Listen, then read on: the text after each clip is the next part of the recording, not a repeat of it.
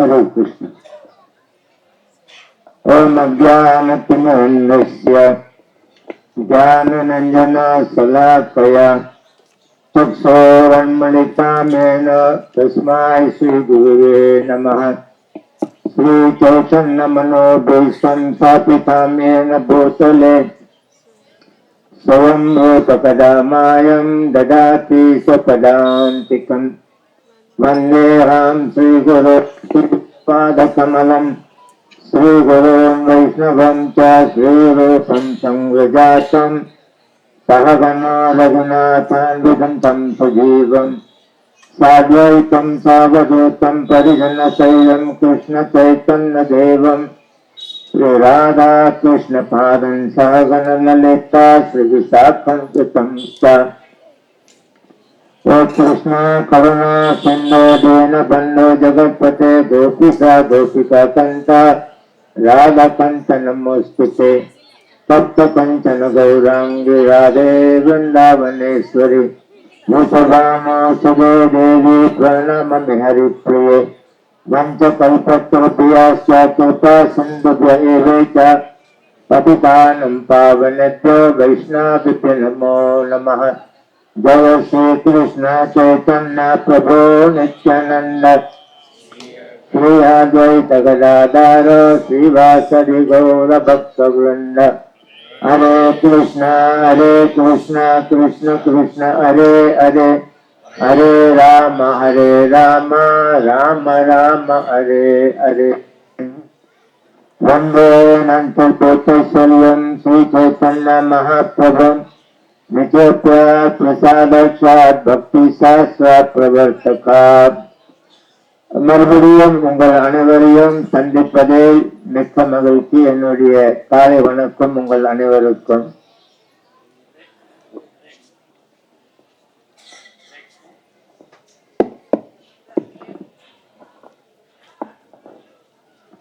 So once again, I am very happy to see all of you. My morning wishes to all of you.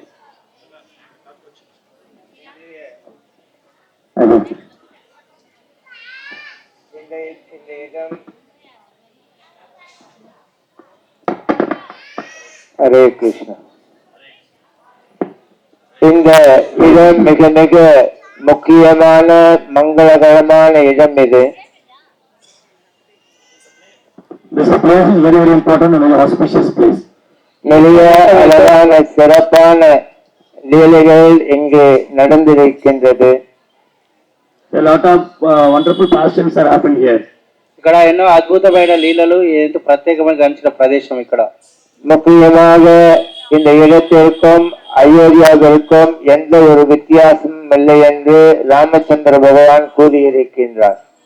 Ramchandra said there is no difference between this place and Ayodhya.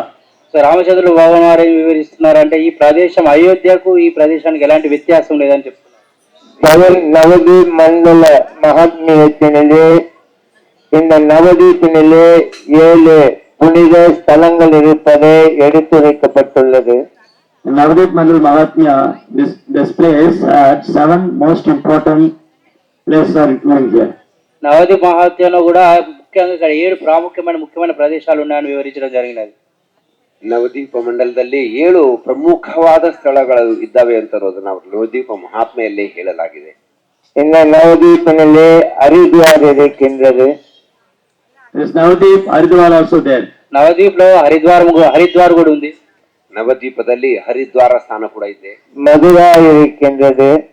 Madura is there. మధుర ఉన్నది. ಮಥುರೆಯೂ ಇದೆ. அயோத்தியா இருக்கின்றது. Ayodhya also there. Ayodhya కూడా ఉన్నది. ಅಯೋಧ್ಯೆಯೂ ಇದೆ. காசி இருக்கின்றது. Kashi is there. Kashi కూడా ఉన్నది ఇక్కడ. காஞ்சி இருக்கின்றது. Kanchi is there. அவந்தி இருக்கின்றது. Avanti is there. துவாரகா இருக்கின்றது. Dwarka is there. இவைகள் அனைத்தும் பகவானுடைய புனித ஸ்தலங்களாக இந்த இடத்தில் கருதப்படுகின்றது. All the holy places here residing. అన్ని పుణ్యక్షేత్రాలు ఇక్కడ నివసిస్తున్నాయి. ಎಲ್ಲ ಪುಣ್ಯಕ್ಷೇತ್ರಗಳು ಇಲ್ಲಿ ಇದ್ದಾವೆ. தற்போது நம்முடைய பார்வையினிலே இவைகள் கண்டலாமல் இருக்கலாம். Now we can't see the place in our material eyes. కానీ పుణ్యక్షేత్రాలు మన ఈ భౌతికమైన కళ్ళతోటి చూడడం సాధ్యం కాదు. இவைகளை நாம் உண்மையை பார்த்து ரசித்து பக்தி மயத்தில் இருக்க வேண்டும் என்றால் நமக்கு போதுமான அளவு பக்தி இருக்க வேண்டும் என்று சாஸ்திரம் எடுத்துரைக்கின்றது. The Shastra says, one who has devotion, then he can see all the places. Want to see the places, you have to begin more devotion. శాస్త్రాలు ఏమి వివరిస్తున్నారంటే ఎవరికైతే భక్తియుక్త సేవ యొక్క భావన ఉంటుందో వారు మాత్రమే ఈ ప్రదేశాలు చూడగలుగుతారు. ಶಾಸ್ತ್ರದಲ್ಲಿ ಹೇಳುವಂತೆ ಯಾರ ಭಕ್ತಿ ಸೇವೆ ಚೆನ್ನಾಗಿರ್ತದೋ ಹೆಚ್ಚಾಗಿರ್ತದೋ ಅವ್ರು ಮಾತ್ರ ಈ ಸ್ಥಳಗಳನ್ನ ನೋಡಬಹುದು ಮತ್ತು ಈ ಸ್ಥಳಗಳನ್ನ ನೋಡಿದಾಗ ಅವರಿಗೆ ಭಕ್ತಿ ಹೆಚ್ಚಾಗ್ತದೆ. 8 நபர்களுக்கு ஆழமான கிருஷ்ணனுடைய லீலைகளை பற்றி புரிந்து கொள்ள முடியாது. 8 நபர்களுக்கு 8 person could not understand deep in Krishna's all the pastimes. 8 వ్యక్తులు కృష్ణ చైతన్య యొక్క గూఢమైన తత్వాన్ని అర్థం చేసుకోలేరు. 8 ಜನ ಯಾರು ಕೃಷ್ಣನ ಈ ಗೌಪ್ಯವಾದ ಲೀಲೆಗಳನ್ನ ಅರ್ಥ ಮಾಡ್ಕೊಳ್ಳೋದಕ್ಕೆ ಆಗೋದಿಲ್ಲ. சாஸ்திரத்தை நம்பிக்கை இல்லாதவர்களுக்கு கிருஷ்ணனுடைய ஆழமான லீலைகளை எக்காலத்திலும் புரிந்து கொள்ள முடியாது. Those who are not believing the scriptures, they could not understand all time, they could not understand. ఎవరైతే శాస్త్రాల పట్ల పూర్తి విశ్వాసం ఉందో వారికి ఎప్పుడు ఈ ధామం అర్థం కాదు. ಯಾರಿಗೆ ಶಾಸ್ತ್ರದಲ್ಲಿ ನಂಬಿಕೆ ಇಲ್ಲವೋ ಅವರಿಗೆ ಈ ಧಾಮಗಳ ಅರ್ಥವಾಗೋದೇ ಇಲ್ಲ. குருவிடத்திலே நம்பிக்கை இல்லாதவர்களுக்கு பகவானுடைய லீலைகளை புரிந்து கொள்ள முடியாது. Those who are not believing Guru's words, those who are not believing Guru, they could not understand Lord's pastimes. ఎవరైతే గురువును గాని గురువు ఇచ్చిన సూచనల పట్ల పూర్తి విశ్వాసం ఉండే వారికి అర్థం కాదు. ಯಾರಿಗೆ ಗುರು ಹಾಗೂ ಗುರುಗಳ ವಾಕ್ಯವನ್ನ ಅದರಲ್ಲಿ ವಿಶ್ವಾಸ ಇಲ್ಲವೋ ಅವರು ಕೂಡ ಅರ್ಥ ಮಾಡ್ಕೊಳ್ಳೋದು ಸಾಧ್ಯ ಇಲ್ಲ. கிருஷ்ணனிடத்திலே உண்மையான நம்பிக்கை இல்லாதவர்களுக்கும் இதை புரிந்து கொள்ள முடியாது. Those who are not true faith into Krishna, they also could not understand. ఎవరైతే కృష్ణునికి భక్తులు గారో వారికి కూడా అర్థం కాదు. ಯಾರಿಗೆ ನಿಜವಾಗಿಯೂ ಕೃಷ್ಣನಲ್ಲಿ ಭಕ್ತಿ ಇಲ್ಲವೋ ಅವರು ಕೂಡ ಅರ್ಥ ಮಾಡ್ಕೊಳ್ಳೋ ಸಾಧ್ಯ ಇಲ್ಲ. புலனடக்கம் இல்லாதவர்களாலும் கிருஷ்ணனை புரிந்து கொள்ள முடியாது.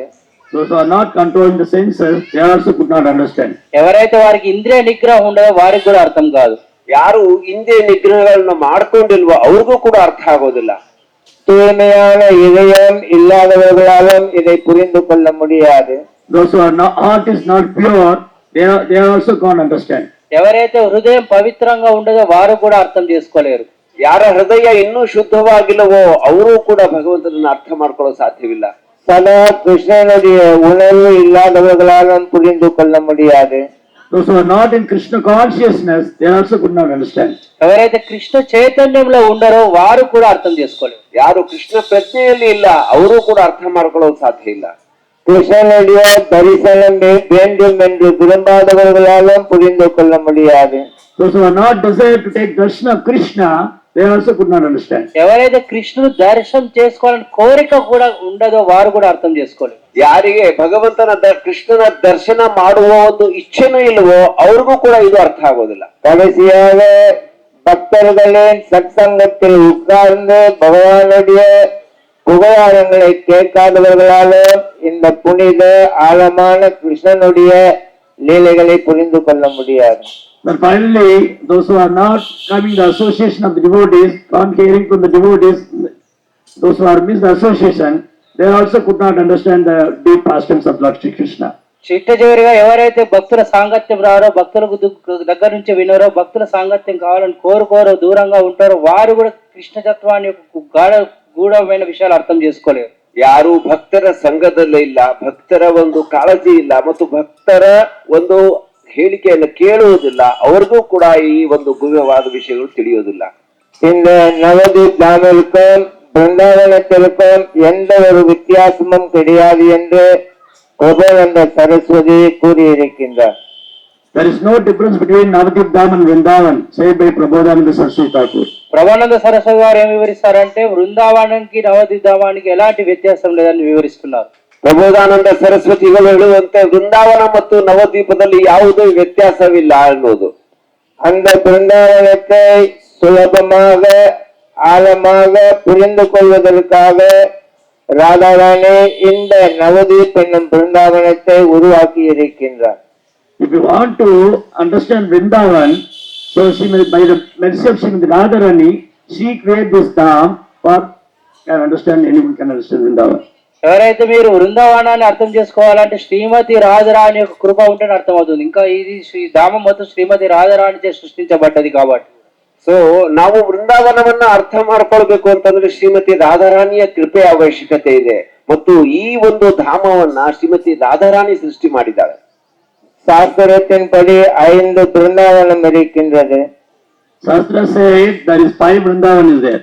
శాస్త్రాలు ఏమి వివరిస్తున్నారంటే 5 రకాల బృందావనాలు ఉన్నాయని వివరిస్తున్నారు. ಶಾಸ್ತ್ರದಲ್ಲಿ 5 ರೀತಿಯ ಬೃಂದಾವನ ಇದ್ದಾವೆ ಅಂತ ಹೇಳಲಾಗಿದೆ.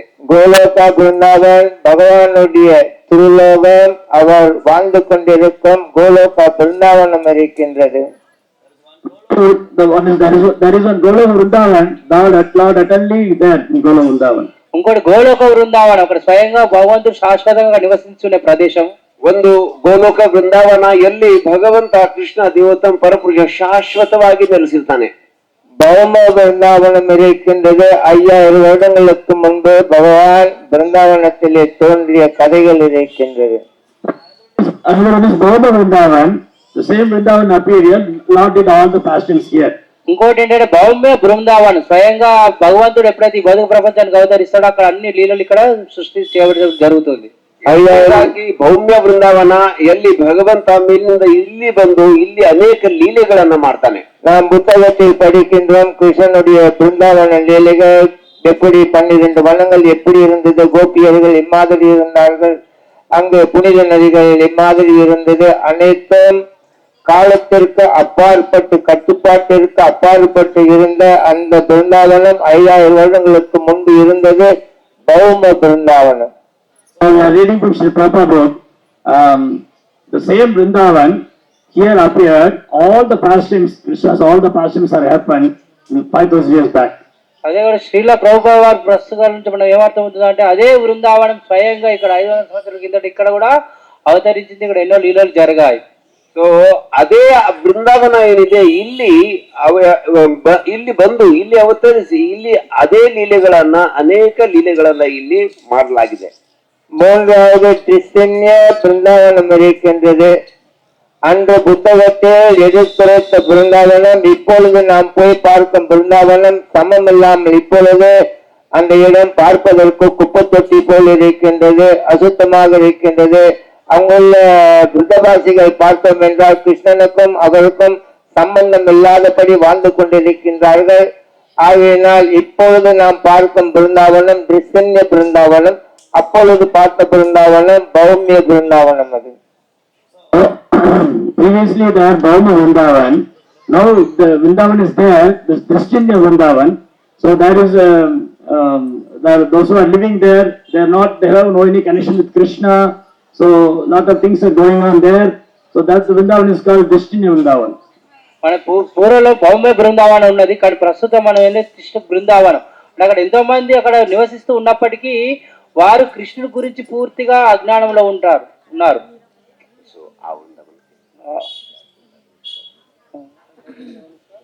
Christianya Vrindavan. ఆ బృందావనం ఏంటంటే దృష్టింద్య Brindavanam. Vrindavan 5 years ago, it doesn't look the same as the present Vrindavan. So 500 ವರ್ಷಗಳ ಹಿಂದೆ ಏನು ಆ ಭೌಮ್ಯ ಬೃಂದಾವನ ಏನಿತ್ತು ಅದು ಇವಾಗ ಬಹಳಷ್ಟು ಬದಲಾಗಿದೆ. ಈಗ ಆ ಜನರಿಗೆ ಯಾವ ಒಂದು ಸಂಬಂಧ, ಒಂದು ಕನೆಕ್ಷನ್ ಇಲ್ಲ ಭಗವಂತನ, ಅದಕ್ಕೆ ದೃಷ್ಟಿನ್ಯ ಬೃಂದಾವನ ಅಂತ ಹೇಳ್ತಾರೆ. 4வது ரித்தி பிருந்தாவனம் இருக்கின்றது. நம்முடைய இதயத்துக்குள்ளேயே பிருந்தாவனம் இருக்கின்றது. ராதா கிருஷ்ணர் இருக்கின்றார்கள், கோபியர்கள் இருக்கின்றார்கள், புனித நதிகள். எந்தெந்த பிருந்தாவனத்தை எப்படி விவரிக்கப்பட்டிருக்கின்றதோ அனைத்தும் நம்முடைய இதயத்திற்குள் இருக்கின்றது. அதுவும் பிருந்தாவனம் நமக்குள்ளே இருக்கின்றது. The fourth Vrindavan is in our heart. That's Hridaya Vrindavan. So all the pastimes, Radha, Krishna, Gopis, all the holy places are there in our heart. 4వ బృందావనం అంటే మన హృదయంలో ఉండేది. అంటే మనకు రాధాకృష్ణ లీలలు, గోపిక లీలలు, అక్కడ పుణ్యక్షేత్రాలు అన్ని పవిత్రమైన హృదయంలో నివసించేది. 4ನೇ ಬೃಂದಾವನ ನಮ್ಮ ಹೃದಯದಲ್ಲಿರುವಂತಹ ಬೃಂದಾವನ. ಅಲ್ಲಿ ಎಲ್ಲ ರಾಧಾಕೃಷ್ಣರ ಲೀಲೆಗಳು, ಎಲ್ಲ ಲೀಲೆಗಳು ಆಗ್ತಾ ಇರ್ತವೆ. 5வது குப்த பிருந்தாவனம் இருக்கின்றது. குப்த பிருந்தாவனம் என்றால் இதே பிருந்தாவனத்தை வெளி ஊர்களிலே, வெளியிடங்களிலே, மேல்நாடுகளிலே நாம் இதே போல் ஒரு பிருந்தாவனத்தை உருவாக்குகின்றோம். இப்படி பிரபுபாதா உலகம் முழுவதும் சென்று இங்கு வெஸ்ட் வர்ஜீனியா போனீர்கள் என்றால் நியூ பிருந்தாவனம் இருக்கின்றது, பிரான்ஸ் போனீர்கள் என்றால் நியூ மாயப்பூர் இருக்கின்றது. இங்குள்ள பிருந்தாவனத்தை பிரபுபாதாவின் போல் தூய பக்தர்கள் வெளியூர்களில் அமைத்திருக்கின்றார்கள். அது குப்தா பிருந்தாவனம் என்று அழைக்கப்படுகின்றது. The fifth one is Gupta Vrindavan. So Vrindavan is created with Acharya. When Prabhupada went to US, he created new Vrindavan, then new Srila Mayapur, like that. Created by Acharya is called Gupta Vrindavan. అదే ఏంటంటే గుప్త బృందావనం ఇది స్వయంగా ఆచార్యులు చేసి సృష్టించబడ్డది. ఉదాహరణ ప్రభా west Virginia వెళ్ళినప్పుడు new new Brindavan అని, అక్కడ తర్వాత వేరే వర్జినియా వెళ్ళినప్పుడు న్యూ మాయాపూర్ అని అక్కడ సృష్టించారు కొన్ని. ಸೊ ಅಷ್ಟೇ ಅಲ್ಲದೆ ಮುಂದಿನ 5ನೇದು ಆಚಾರ್ಯರು ಸೃಷ್ಟಿಸುವಂತಹ ಗುಪ್ತ ಬೃಂದಾವನ ಅಂತಂದ್ರೆ, ಈಗ ಅಮೆರಿಕದಲ್ಲಿ ವೆಸ್ಟ್ ವರ್ಜಿನಿಯಾದಲ್ಲಿ ನಮ್ಮ ಬೃಂದಾವನ ಸ್ಥಾಪನೆ ಮಾಡಿದ್ರು, ಬೇರೆ ಬೇರೆ ಕಡೆ ಬೇರೆ ಬೇರೆ ಧಾಮಗಳನ್ನ ಸೃಷ್ಟಿ ಮಾಡಿದ್ರು, ಅದು ನಮ್ಮ ಬೃಂದಾವನ. ஸ்ரீல பிரபுபாதா உலகம் முழுவதும் 108 கோயில்களை அமைத்திருக்கின்றார். அவைகளும் பிருந்தாவனம் என்று கருதப்பட வேண்டும். அவளுடைய சீடர்களுடைய சீடர்கள் உலகம் முழுவதும் நிறைய கோயில்களை அமைத்துக் கொண்டிருக்கின்றார்கள். அவைகள் அனைத்தும் பிருந்தாவனம் என்று நாம் கருதப்பட வேண்டும் என்று சாஸ்திரம் எடுத்துரைக்கின்றது. So Srila Prabhupada constructed 108 temples.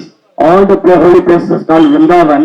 Similarly, his disciples and disciples are all constructing a beautiful temple that also called Vrindavan, say by scriptures. అదే శ్రీల ప్రభు జీవిత 108 ఒక ఇస్కాన్ మందిరాలు స్థాపించారు. అవన్నీ కూడా బృందావనాలే. ఇక్కడ అక్కడ అన్ని కృష్ణ కలీలో జరుగుతున్నాయి. దాని తర్వాత వారి యొక్క శిష్యులు ఏవైతే మందిరాలు నిర్మిస్తున్నారో అవన్నీ బృందావనం. ಸೊ ಅಷ್ಟಲ್ಲದೆ ಶಿಲಾ ಪ್ರಭುಪಾದರು 108 ದೇವಸ್ಥಾನಗಳನ್ನ ಸ್ಥಾಪನೆ ಮಾಡಿದ್ರು. ಅವಲ್ಲದೆ ಅವರ ಶಿಷ್ಯರು ಕೂಡ ಅನೇಕ ದೇವಸ್ಥಾನಗಳನ್ನ ಸ್ಥಾಪನೆ ಮಾಡ್ತಾ ಇದ್ದಾರೆ. ಅವೆಲ್ಲವೂ ಗುಪ್ತ ಬೃಂದಾವನಗಳೇ. பிரபுபாதா கூறுகின்றார், எந்த இடத்தில் 10 தூய பக்தர்களுக்கு மேல் இருக்கின்றார்களோ அந்த இடம் பிருந்தாவனமாக கருதப்பட வேண்டும் என்று. Prabhupada said, wherever the 10 pure devotees are there, that the holy place is called Vrindavan.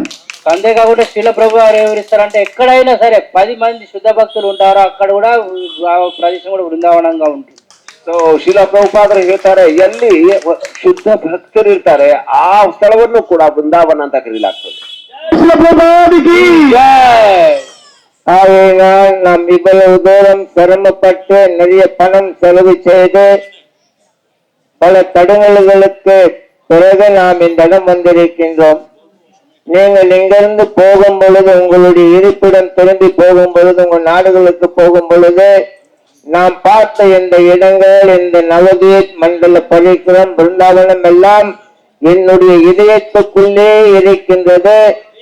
அந்த இதய பிருந்தாவனத்திற்குள் நான் வாழ்ந்தால்தான் பகவானுடைய கோலோகா பிருந்தாவனம் போக முடியும் என்பதை நினைத்துக் கொண்டு உள்ளே இருக்கும் பிருந்தாவனத்தை வெளிப்புறத்தினிலே நீ கொண்டு அனுபவிக்க வேண்டும். So, after long struggling, spending so much money, time, energy, so many problems we are facing, and we came here, places in Navadip Mandal Parikrama. So we took all the pastimes and all the holy places in our heart. By carried all what we are hearing from the sadhus, we can carry all the things in our heart. When we go back to remember all these things, that is called Gupta Vrindavan. So ఎప్పుడైతే మీరు ఎంతో తపస్సును ఆచరించి, ఎంతో ధనాన్ని, సమయాన్ని ఎంతో వేచించి ఇక్కడ నవదీప్ మండల పరిక్రమ చేస్తున్నారు, అంతేకాకుండా ఇక్కడ ఎన్నో లీలలు సందర్శిస్తున్నారు, ఆ ప్రదేశాలు కానీ సాధు మహాత్ముల యొక్క వాక్యాలు వింటున్నారు, అవన్నీ మన హృదయంలోకి తీసుకెళ్లి మన ఏ ప్రదేశానికి వెళ్ళినా కూడా ఆ ప్రదేశాన్ని కూడా గుప్త బృందావనంగా మార్చవచ్చు. நிறைய தத்துவங்கள் இருந்தாலும் நமக்கு போதுமான அளவு நேரம் இல்லை. இருந்தாலும் சாரங்கு முராரி தக்கூரனுடைய அழகான லீலை இந்த இடத்தினிலே நடந்திருக்கின்றது. So here beautiful pastimes happen, Saranga Thakur Murari. ఇక్కడ ఎన్నో అద్భుతమైన లీలలు జరిగాయి సారంగ ఠాకూర్ మురారి మధ్య. ಸೊ ನೀವೆಲ್ಲರೂ ಇಲ್ಲಿ ಸಮಯವನ್ನ ಹಣವನ್ನ ಖರ್ಚು ಮಾಡಿ ಇಲ್ಲಿ ಬಂದಿದ್ದೀರಿ, ಇಲ್ಲಿ ಲೀಲೆಗಳನ್ನ ಕೇಳ್ತಾ ಇದ್ದೀರಾ, ಮತ್ತು ಇಲ್ಲಿಗೆ ಹೋಗಿ ನೀವು ಮತ್ತೆ ವಾಪಸ್ ಹೋದಾಗ ಅಲ್ಲಿ ಅದನ್ನ ಸ್ಮರಣೆ ಮಾಡ್ಕೊಳ್ತೀರಾ, ಬೇರೆಯವ್ರಿಗೂ ಕೂಡ ಹಂಚ್ತೀರಾ. ಅದನ್ನು ಕೂಡ ಏನು ಸ್ಥಾನ ಏನಿದೆ ಗುಪ್ತ ಬೃಂದಾವನ. ಸೊ ಇಲ್ಲಿ ಇದು ಸಾರಂಗ ಮುರಾರಿ ಅವರ ಇಲ್ಲಿ ಅನೇಕ ಲೀಲೆಗಳು ಇಲ್ಲಿ ಈ ಸ್ಥಳದಲ್ಲಿ ನಡೆದಿವೆ. சாரங்கத்தக்கு சைத்தன்ய மகாபிரபுவினுடைய மிக மிக எளிமையான பணிவான எல்லா ஜீவன்களுக்கும் மரியாதை கொடுக்கக்கூடிய தூய்மையான பக்தனாவார் சாரங்கத்தக்கு. Very, very dear to Lord Chaitanya Mahaprabhu and is very humble and give all respect to all the devotees, all the living beings. Saranga Thakur వారు శ్రీ చైతన్య మహాప్రభుకి ఎంతో విధేయతలు కలిగిన శిష్యుడు. మరి అంతేకాకుండా అతను ఎంతో వైష్ణవ లక్షణాలు, ఎంతో మంది వైష్ణవులకు ప్రియమైన వారు శిష్యులు. ಸಾರಂಗ ಠಾಕೂರ್ ಅವರು ಅತ್ಯಂತ ಚೈತನ್ಯ ಮಹಾಪ್ರಭುಗಳಿಗೆ ಅತ್ಯಂತ ಪ್ರಿಯರಾದ ಶಿಷ್ಯರು ಮತ್ತು ಅವರು ಅನೇಕ ವೈಷ್ಣವರನ್ನು ಕೂಡ ಅತ್ಯಂತ ವೈಷ್ಣವ ಗುಣಗಳನ್ನು ಹೊಂದಿ ಅವರೊಂದಿಗೆ ವರ್ತಿಸ್ತಾ ಇದ್ರು. சைத்தன்ய மகாபிரபுவுக்கு தொடர்ந்து சேவை செய்து கொண்டிருக்கின்றார். நாளாக நாளாக நாளாக அவருக்கும் வயதாகி கொண்டிருக்கின்றது. So he regularly serves to Lord Chaitanya and in this way he became very old. Shri Chaitanya Mahaprabhu గారిని నిత్యం సేవ చేస్తూ ఉండేవారు. నిత్యం సేవ చేస్తూ అతను ఒక వృద్ధాప్య స్థాయికి కూడా చేరుకున్నారు. ಸೊ ಸಾರಂಗ ಠಾಕೂರ್ ಅವರು ಚೈತನ್ಯ ಮಹಾಪ್ರಭುಗಳ ಸೇವೆಯನ್ನ ಮಾಡ್ತಾ ಮಾಡ್ತಾ ವಯಸ್ಸಾಗಿ ಹೋಗ್ಬಿಡ್ತು. ஆனால் அவருக்கென்று எந்த ஒரு சீடர்களும் இல்லாமல் இருக்கின்றார்கள். அதை பார்த்து சைத்தன்ய மகாபிரபு மிகவும் கவலைப்பட்டார். But he not accepting any disciples. By seeing this, Mahaprabhu became very unhappy. కానీ అతను సేవ చేస్తున్నాడు, ఎవరి శిష్యులను మాత్రం ఎవరిని స్వీకరిస్తలేడు. ఇది చూసి శ్రీ చైతన్య మహాప్రభు కొంచెం అసంతోషాన్ని వ్యక్తపరిచారు. ಸೊ ಅವರು ಸೇವೆ ಮಾಡ್ತಾ ಇದ್ದಾರೆ, ಆದ್ರೆ ಯಾವ ಶಿಷ್ಯರನ್ನ ಸ್ವೀಕರಿಸ್ತಾ ಇಲ್ಲ. ಅದಕ್ಕಾಗಿ ಶ್ರೀ ಚೈತನ್ಯ ಮಹಾಪ್ರಭುಗಳು ಅವರಿಂದ ಅಸಂತುಷ್ಟರಾಗಿದ್ದರು. அவரை பார்க்கும் பொழுதெல்லாம் சைத்தன்ய மகாபிரபு சீடர்களை ஏற்றுக்கொள், உனக்கு வயதாகின்றது, சீடர்களை ஏற்றுக்கொள். கடைசி நேரத்தினிலே முடியாம போன காலத்தினிலே சீடர்கள் உன்னை பார்த்துக் கொள்வார்கள் என்று அவரை சீடர்களை ஏற்றுக்கொள்ள மகாபிரபு கட்டளை இடுகின்றார். So Mahaprabhu met Saranga Thakur.